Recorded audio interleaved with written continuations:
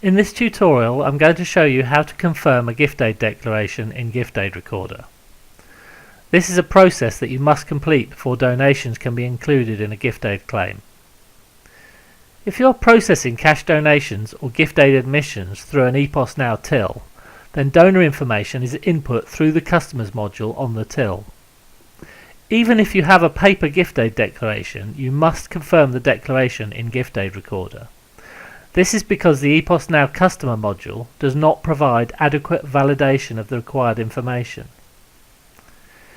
If you are accepting verbal gift aid declarations, you must write to the donor confirming their gift aid declaration before you can make a gift aid claim.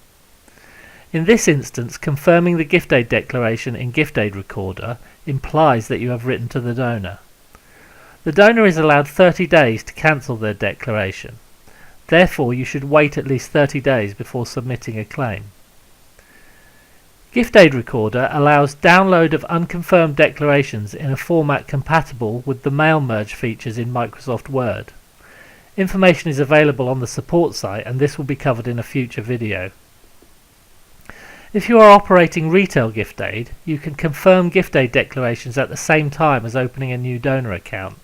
Therefore, what you see in this demonstration is only relevant if you discover that you are missing a declaration. Log in to Gift Aid Recorder.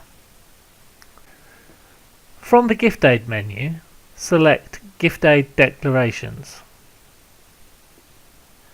Change the status filter to Unconfirmed, or use the search box to locate a specific donor. Click the search button to apply the filter.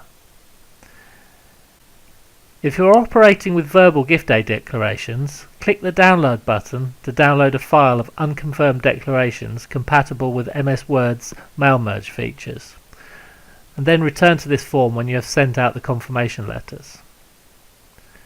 Click Confirm next to the declaration you wish to confirm.